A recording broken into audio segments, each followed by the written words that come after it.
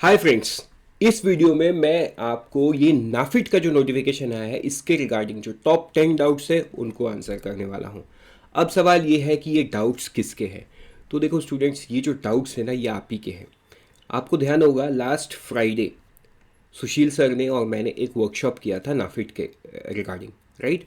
And वहाँ पे बहुत सारे लोग आए, बहुत सारे लोगों ने सवाल पूछा, लेकिन उसके बाद भी कुछ लोग जो अपने ऑफिस के वजह से नहीं आ पाए, they have dropped us you know multiple text, email and what not, and we have received query.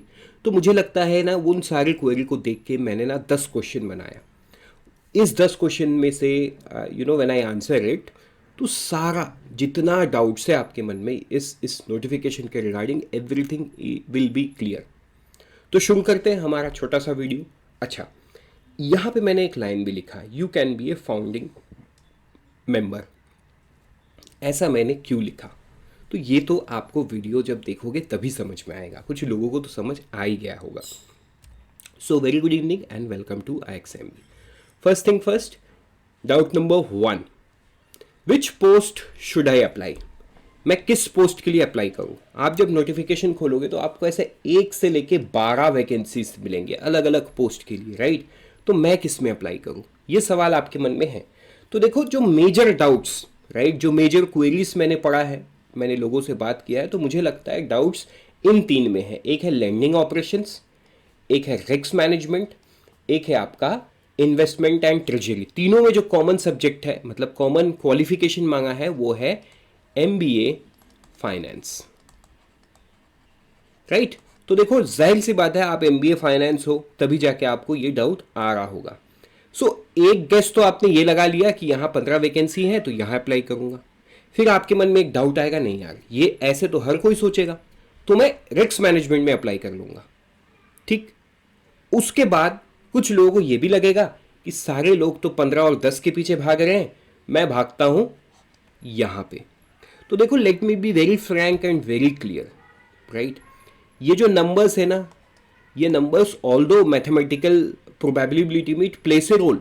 यहाँ पे तुम्हारा सिलेक्शन होने का चांस है 1/15, यहाँ पे 1/4, यहाँ पे 1/10। That is pretty much clear, ठीक है, मैथमेटिकली। लेकिन आप एक चीज सोचो, आप इंसान एक हो, आपको एक सीट की जरूरत है। कंपटीशन सारे ही जगह पे मोर और लेस सेम रहेगा, क्योंकि सारे ही MBA फाइनेंस होने वाले हैं। सो आप ये जो compete करोगे ना, it would be among same people, right, with the same mindset, with the same set of skills. ये चीज आप अच्छे से समझो, देखो ये बहुत इंपॉर्टेंट चीज है, right. Same set of skills. आपने MBA फाइनेंस हो सकता है, देखो स्किल्स में थोड़ा फर्क हो सकता है। अब किसी ने MBA फाइनेंस जो है, जो नए IIM से उस वहां से किया है, IIM रायपुर हो गया, राइट, जो नए IIM से, ऐसे नए IIM से आपने MBA फाइनेंस किया, तो ऑब्वियस सी बात है, तो यहाँ का एक्सपोजर MBA फाइनेंस का और एक Tier 2 कॉलेज का डिफरेंस होता है। I can pretty much understand that, but more और लेस देखो सब्जेक्ट तो सेम ही है, मोर और लेस सब्जेक्ट तो सेम ही है, बस अंडरस्टैंडिंग में शायद या केस स्टडी या अप्रोच में थोड़ा फर्क है। तो वहाँ पे आई वुड से यस, स्किल्स में थोड़ा फर्क हो सकता है, but that is very thin line. मतलब अच्छे से स्ट्रेटेजाइज करोगे ना तो उसको तो यू ही क्लियर कर सकते हैं। You won't need any help. किसी की हेल्प चाहिए तो वो तुम्हारे खुद की चाहिए, right, because you have to change that mindset. जब भी तुमने चेंज कर लिया, सारा चीज क्लियर हो गया, ठीक है। अब दूसरे प्रोस्पेक्टिव पे आते हैं। एक प्रोस्पेक्टिव ये लगेगा आपको कि देखो लेंडिंग ऑपरेशंस, रिस्क मैनेजमेंट का वर्क प्रोफाइल क्या है। तो देखो कहीं ना कहीं लेंडिंग ऑपरेशंस, ये बड़ा ही फैंसी नाम उन्होंने दे दिया है, लेकिन ये है credit profile, right, credit profile. यहाँ पे है रिस्क मैनेजमेंट, एक है इन्वेस्टमेंट एंड ट्रेजरी। अब आप देख लो आपका इंटरेस्ट कहाँ पे है, मतलब why I am saying this, है ना। Maybe see you will not be able to think the same way I am thinking, I can understand.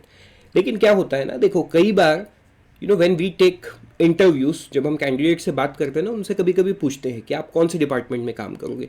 So they are pretty much sure about this department, लेकिन वो जवाब देते हैं कि sir department तो मुझे चूज करने नहीं दिया जाएगा, बट हाँ अगर चूज करने दिया जाए या मैं पूरे करियर में मैं फॉरेन एक्सचेंज डिपार्टमेंट में काम करना चाहता हूँ। किसी भी बैंक के इंटरव्यू में, RBI के इंटरव्यू में अगर हमने पूछ लिया ना, तो इस तरीके से दे रिस्पॉन्ड टू इट कि फॉरेन एक्सचेंज डिपार्टमेंट में मैं काम करना चाहता हूँ, एग्जाम्पल। सो इससे क्या दर्शाता है कि जो भी इंटरव्यू दे रहा है ना, उसका ये फॉरेन एक्सचेंज डिपार्टमेंट में काम करने का थोड़ा सा इच्छा है। Maybe because of skills, maybe because of the liking, और maybe of any other reason, you know. तो आप यहाँ पे देखो आपको एक्चुअली में क्या करना है। आपको क्रेडिट प्रोफाइल सूट करता है कि रिस्क मैनेजमेंट सूट करता है, मतलब what you want to do day to day. Do you want to work on the finance file, मतलब लोन के जो फाइल आपके डेस्क में पड़े होंगे, आप डे इन डे आउट वही काम करना चाहोगे, तो आप लेंडिंग प्रोफाइल को चूज करो, राइट। अगर आप रिस्क मैनेजमेंट, राइट, मतलब जो भी इन्वेस्टमेंट नाफिड ने कर दिया है, उन इन्वेस्टमेंट या जो भी एसेट्स है नाफिड के, राइट, उसमें कितना रिस्क इन्वॉल्व है, तो वो सारा काम अगर आप करना चाहोगे तो आप रिस्क मैनेजमेंट में जाओ। अगर आप इन्वेस्टमेंट एंड ट्रेजरी, राइट, नाफिड को कैसे प्रोजेक्ट्स इन्वेस्ट करने चाहिए, कौन से प्रोजेक्ट्स लेने चाहिए, किस तरीके का फाइनेंसिंग करना चाहिए, ये सब थॉट्स में रहना है, तो आप इस पे जाओ। So see, I am hypothetically putting up the things, right, the decision is yours. मैं बस आपको रास्ता दिखाने का काम कर रहा हूँ, बाकी तो देखो चूज आपको करना है, क्योंकि आपके ज़िंदगी का सवाल है, राइट। तो यहाँ पे अगेन मैं आपके लिए डिसीजन नहीं देना चाहता हूँ कि which post you should apply with a reason. Reason ये होना चाहिए कि आपकी लाइकिंग कहाँ पे है, क्योंकि देखो मोर और लेस अगर हम देखेंगे ना, lending operation in risk management में कंपटीशन लेवल थोड़ा ज़्यादा रहेगा, because number of post is maximum 15 है, 10 है, ठीक है। टॉप टू पोस्ट मतलब not in terms of stream बोला मैंने, इन टर्म्स ऑफ वैकेंसी। उसके बाद देखेंगे average is 4, investment and treasury, तो यहाँ पे कंपटीशन कम रहेगा। देखो सारे पर्सपेक्टिव मैंने बता दिया, चूज तो आपको करना है, ठीक। चलो इस स्लाइड पे और ज़्यादा टाइम नहीं लेंगे, बढ़ते हैं डाउट नंबर 2 पे। Can I apply for 2 post? ये सवाल कई लोगों ने पूछा, एंड ये सवाल का जवाब ना बहुत सही तरीके से नोटिफिकेशन में ही लिख दिया। क्या लिख दिया? No candidate is permitted to apply for more than 1 post. आप लास्ट में जिसको अप्लाई करोगे अगर वो वैलिड रहा उसी को माना जाएगा, बाकी पहले वाला इनवैलिड हो जाएगा। As simple as that. I hope ये क्लियर है, ठीक है। सो आप 2 पोस्ट के लिए अप्लाई नहीं कर सकते, इसलिए जो पहले वाला डाउट था ना उसको क्लियर करना ज़्यादा जरूरी है, इसलिए उसमें मैंने ज़्यादा टाइम दिया, क्योंकि देखो 2 पोस्ट के लिए आप अप्लाई कर भी नहीं सकते। So you will have to choose 1, there is no other way, ठीक। डाउट नंबर 3 पे चलते हैं। I have a PG but not MBA finance, can I apply?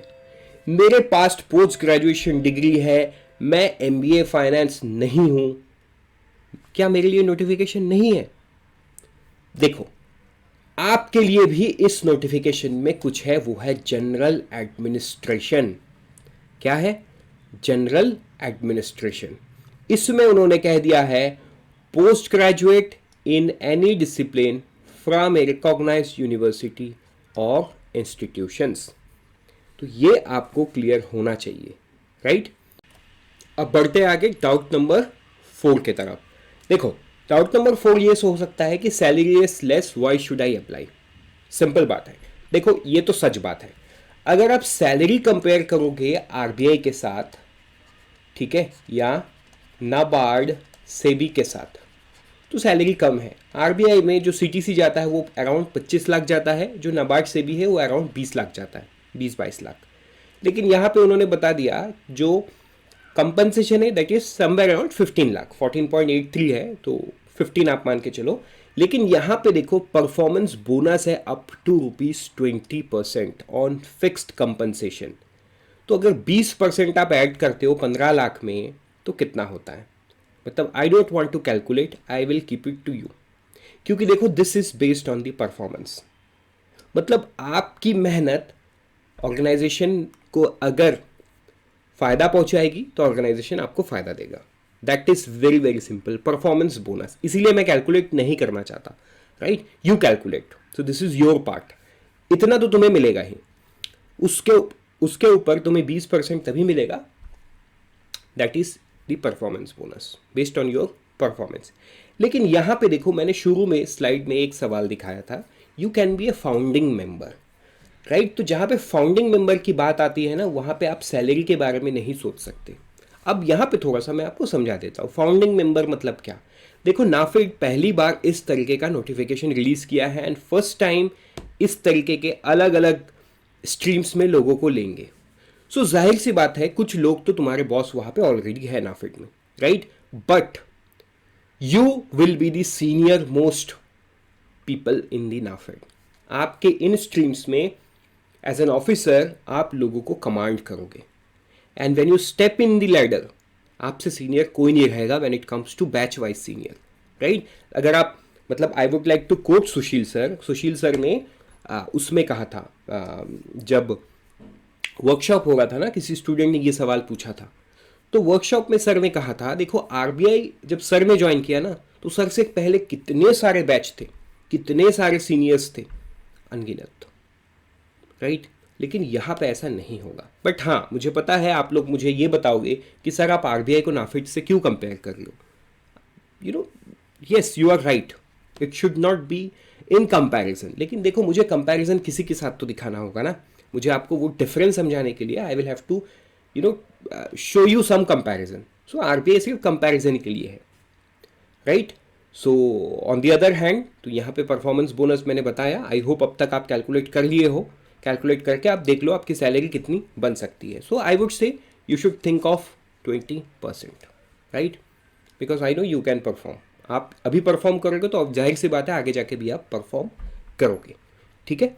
तो ये सैलरी इज लेस ये सोचना नहीं है, because you would be the founding member in which ever office of NAFED you will work in future, like से 10 साल 15 साल बाद ना, you will be looked upon as the most senior officer or you will be looked upon as the first batch officer, पहले batch के अधिकारी हो आप। so that is the difference। देखो ये डिफरेंस ना फाउंडिंग मेंबर्स को ही मिलता है, उसके बाद नहीं मिलता है, right, only first people get it. तो यहाँ पे ना सैलरी मत देखो सैलरी आज नहीं कल तो बढ़ेगा।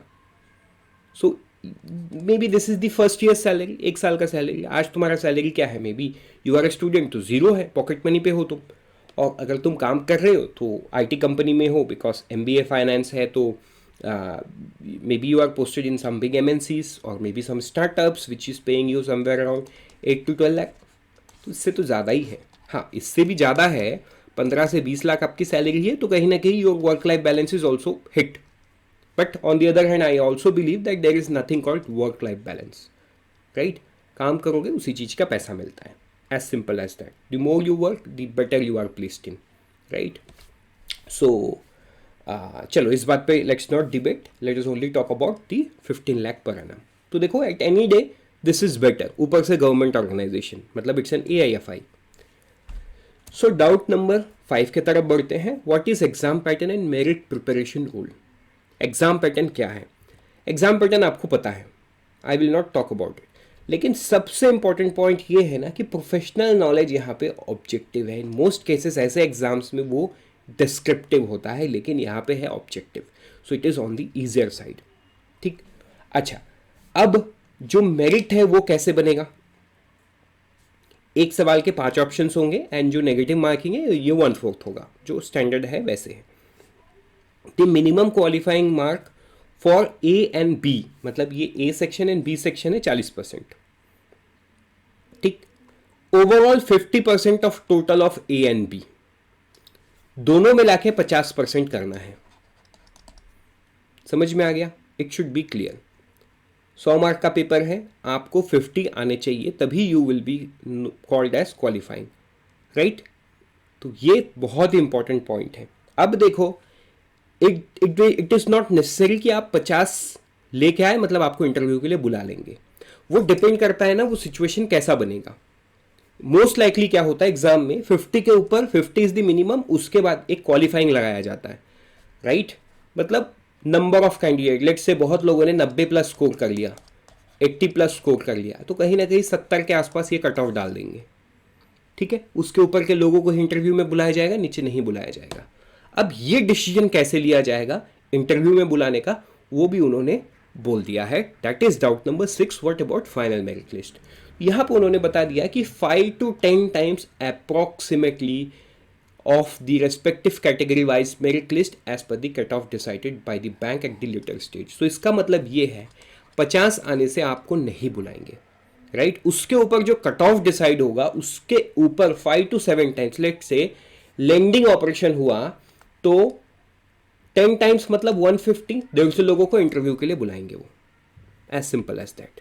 ठीक है, तो टोटल वैकेंसीज अराउंड 56 है, तो कहीं ना कहीं ये 10 टाइम्स अगर आप ले लो तो 560 लोग इंटरव्यू देंगे, 560 people will give the interview.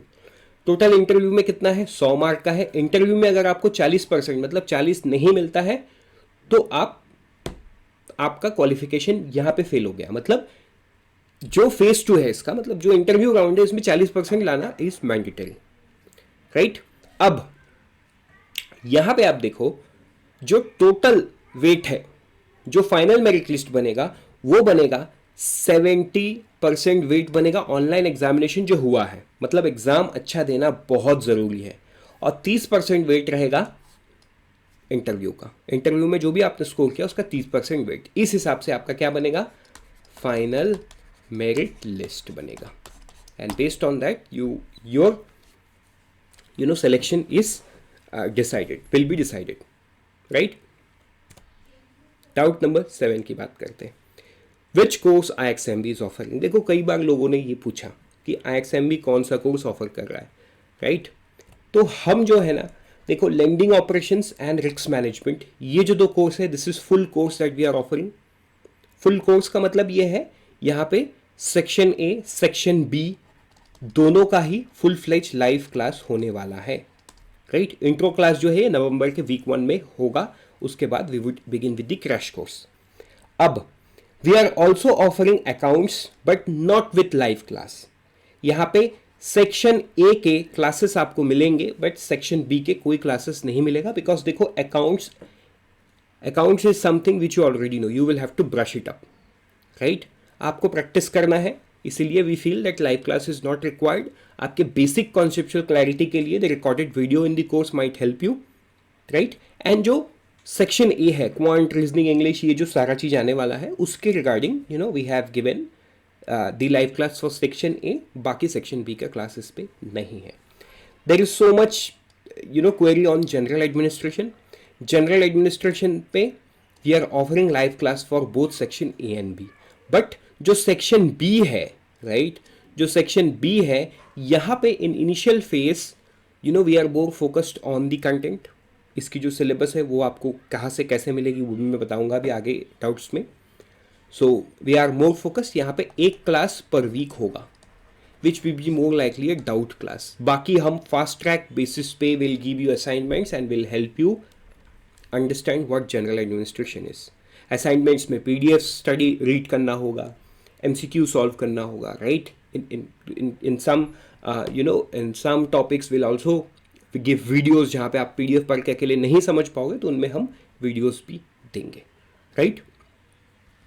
सो अब चलते हैं डाउट नंबर 8 के तरफ। What is this syllabus for this examination. देखो सिलेबस जो वर्कशॉप में आए थे ना उन्हें मैंने दिखा दिया था। दे were asking me A PDF, तो ये जो PDF है ये आपको कहाँ से मिलेगा, ये मिलेगा आपको डिस्क्रिप्शन से, right. Lending operation and risk management का जो भी पूरा सिलेबस है वो आपको मिल जाएगा डिस्क्रिप्शन सेक्शन से। अब आप पूछोगे सर जनरल एडमिनिस्ट्रेशन का, जनरल एडमिनिस्ट्रेशन का कल सुबह आपको मिलेगा हमारी यूट्यूब कम्युनिटी से या इस वीडियो के लिंक से भी मिलेगा। अगर आप ये वीडियो 31 अक्टूबर को देख रहे हो, 31 अक्टूबर को दोपहर 12 बजे के बाद देख रहे हो, right, after 12 PM, then you can find the general administration complete preparation guide in the description। अगर आप उससे पहले देख रहे हो तो फिर आपको ये जो है YouTube कम्युनिटी से देखना होगा, right. Doubt number 9, when is the exam. ये बहुत जनरल क्वेरी होता है। देखो उन्होंने बताया नवंबर दिसंबर 2023, राइट। 13 नवंबर तक आप इसका फॉर्म भर सकते हो, उसके बाद एग्जाम कभी भी हो सकता है। लेकिन एज पर आवर नॉलेज अभी तक इस एग्जाम को कंडक्ट कराने के लिए किसी से मतलब एग्जाम्स कराने के लिए there are some logistical things going around, right. तो we haven't heard of anything, so high chance कि एग्जाम दिसंबर में जाएगा, नवंबर में नहीं होगा, दिसंबर में भी 15 के बाद, right. So this is the status as of now. देखो when is the exam, to be very honest nobody knows, ना आपको पता है ना हमें पता है, right? But since you know we have some sources, उनसे हमें ये पता चला कि ये एग्ज़ाम का अभी तक there is no logistical movement. So this does say that you have somewhere around you know somewhere around 40 to 45 days, ये तो मान के चलो. अब से आज से मैं 40 से 45 दिन बोल रहा हूँ. सो आप उस हिसाब से अपना स्ट्रैटेजी बिल्ड करो. डाउट नंबर 10 की तरफ चलते हैं. व्हाट टू डू नाउ, अब क्या करें? देखो यहाँ पे ना I have not put anything, ये स्लाइड पूरा ब्लैंक है. क्यों? क्योंकि देखो आपको भी नहीं पता कि व्हाट टू डू नाउ, आपको करना क्या है अभी. इसीलिए मैं आपको बताता हूँ कि करना क्या है.